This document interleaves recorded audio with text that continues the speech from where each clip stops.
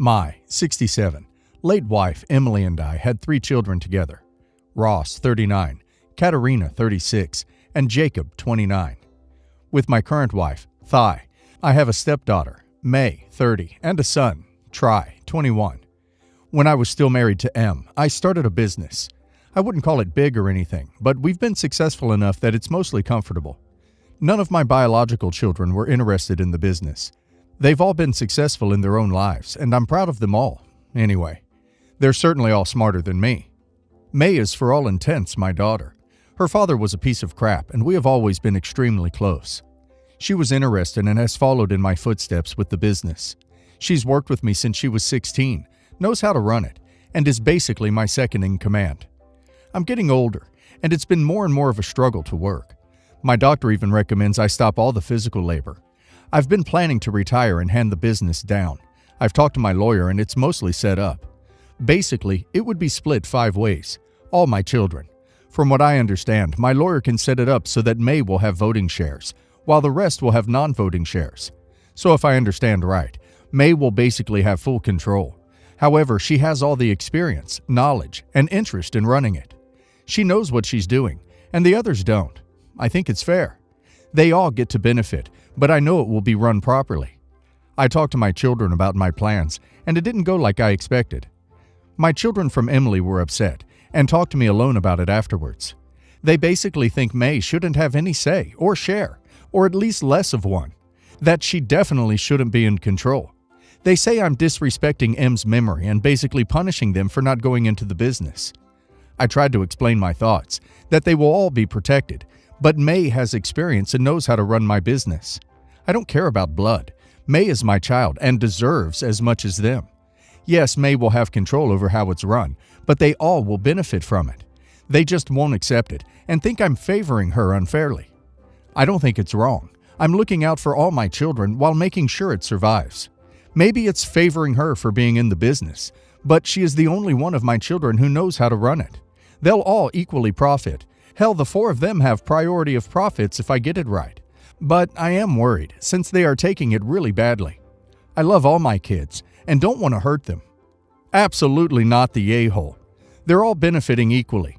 May essentially gets a promotion in the job she's already doing. A well-earned promotion by the sounds of it. If May hadn't wanted to work with your business, presumably you'd be passing this role down to someone who wasn't family. It just so happens that your stepdaughter is the right person for the role. Not the a-hole. First and foremost, you get to decide how you'd like to split your stuff. Second, they all were not interested in the family business until now. Please, don't take their whining into account now. May has more than proven that she is the best suited to run the company. Not the a-hole. You are not favoring her. You are giving the control to somebody who has a lot of experience, and is the only one who does so.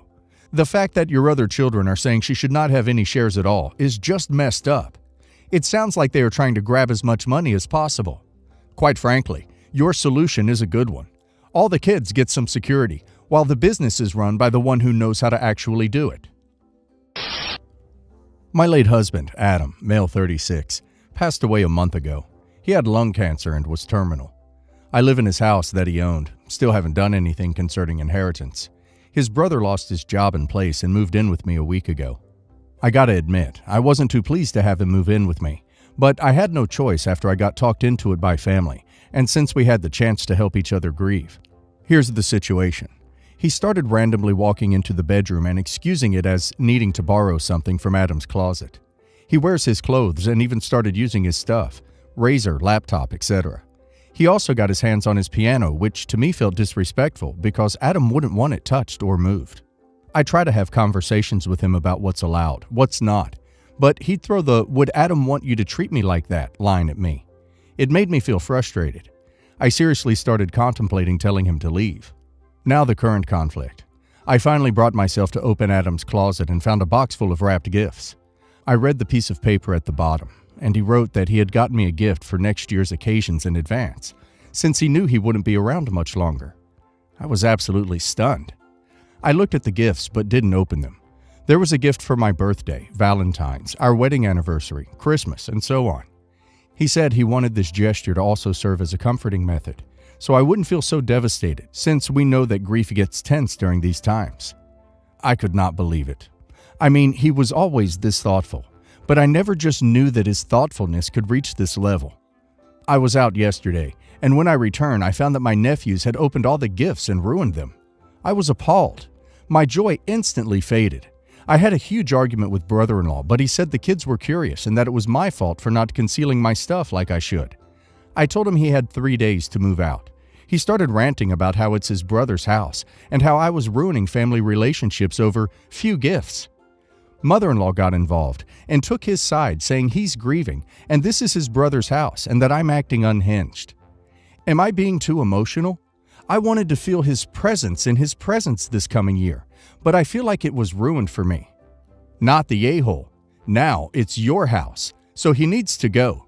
Your mother-in-law is welcome to take him in, and, by the way, you're grieving too, and he and his children are ruining family relationships. Your mother-in-law should care about that. Not the a-hole. They have all overstepped their welcome. Let the rest of the family have them.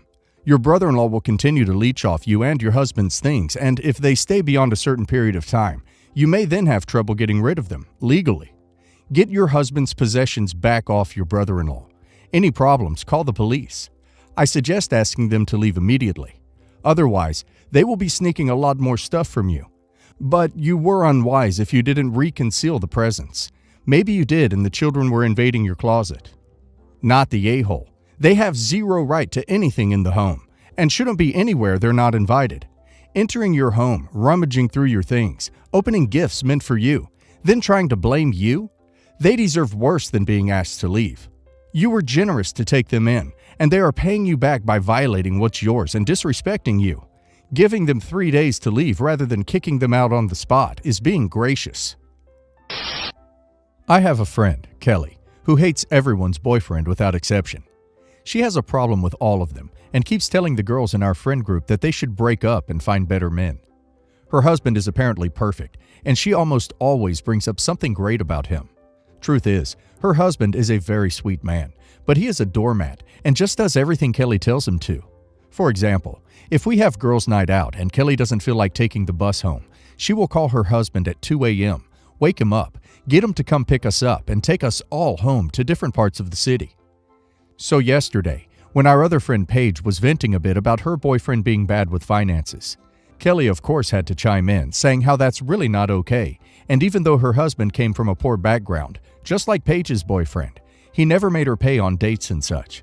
At this point, I was already a bit tipsy, and jokingly told Kelly that, yeah, we know her husband is a perfect little puppy, but has it ever crossed her mind that not everyone wants a doormat man like her husband? Kelly didn't take it well, and told me to never call her husband that again, because being loving and kind doesn't make a man a doormat. I could only roll my eyes at that. She got all high and mighty about it, and I expected the 2 other girls present to be on my side, but they weren't. They just said some diplomatic BS about Kelly's husband being very sweet, and that I shouldn't call him a doormat, and changed the topic.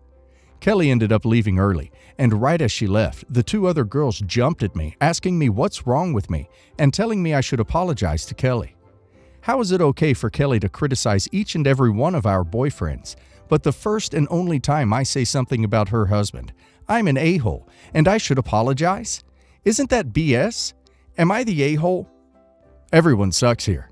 The example you gave actually makes your friend's partner sound good, and makes you sound jealous, and that he cares about his wife enough to pick her up in the middle of the night. Being loving and kind indeed does not make someone a doormat. So, yeah, you sound like a jealous a-hole. Said that Kelly should have kept her advice to herself.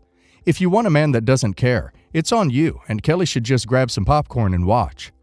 Her criticism is likely fair, while yours is not, which makes you an a-hole. She should not give unrequested advice, then boasts about her own situation, which makes her an a-hole. Yes, the a-hole. Even if he is a doormat, you insulting him doesn't solve the main issue. Your friend is judgmental. Then again, you sound like you're judgmental as well. So, in my opinion, you should apologize about calling the husband a doormat. He sounds lovely, and you actually sound a bit ungrateful as well, if he came out of his way to drive you home safely, when his wife was the one worried about you.